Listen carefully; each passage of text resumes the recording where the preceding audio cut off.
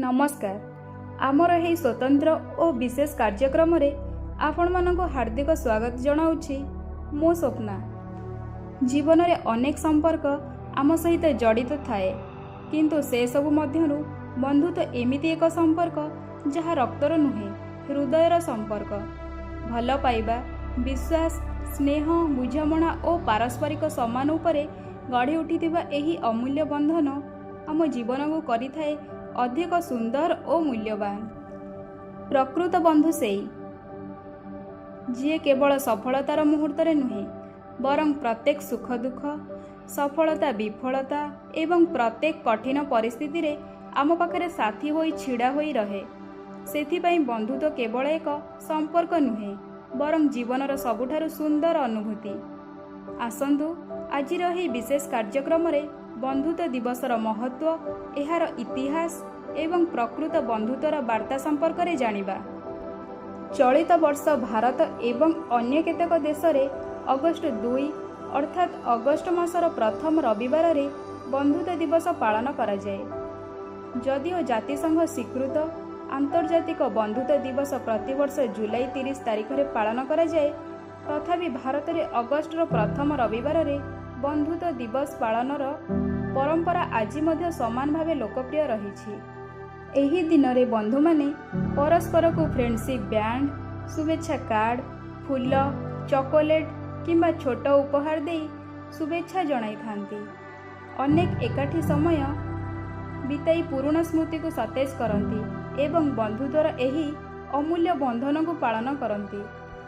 प्रकृत बंधुत्व वर्षर गणरारे नुहे, बरं परस्पर प्रति थिबा विश्वास, बुझामणा और निष्ठारे गढ़ी उठे। भारतीय पुराण रे भगवान श्रीकृष्ण और सुदामंक बंधुत्व प्रकृत मित्रतार सबुठारु श्रेष्ठ उदाहरण। सामाजिक और आर्थिक स्थिति रे बहुत पार्थक्य थिले मध्य सेमानक बंधुत्व केबे बदली नथिला। सेमानक कहानी आमको शिखाए जे प्रकृत बंधुत्व केबे भी धन, पदवी किंबा प्रतिष्ठा उपरे निर्भर करे नाही। यह केवल भल पाइबा, विश्वास और निस्वार्थ स्नेह उपरे गढ़ी उठे। आजिर डिजिटल जुगरे जेउठारे संपर्क अनेक समय रे केवल वार्ता और सोशल मीडिया रे सीमित हो जाइछि, सेठारे बंधुत्व दिवस आमको स्मरण कराई जे संपर्क को बंचाई रखिबा पई समय, स्नेह और आंतरिकतार कौनसी विकल्प नाही। आसंतु बंधुत्व दिवस अवसर रे आम जीवनर सेही समस्त बंधुंक प्रति कृतज्ञता प्रकाश करिबा, जो माने प्रत्येक सुख दुख, सफलता विफलता एवं जीवनर प्रत्येक कठिन मुहूर्त रे नीरवरे आम सह छिड़ा होई रहिछन्ति।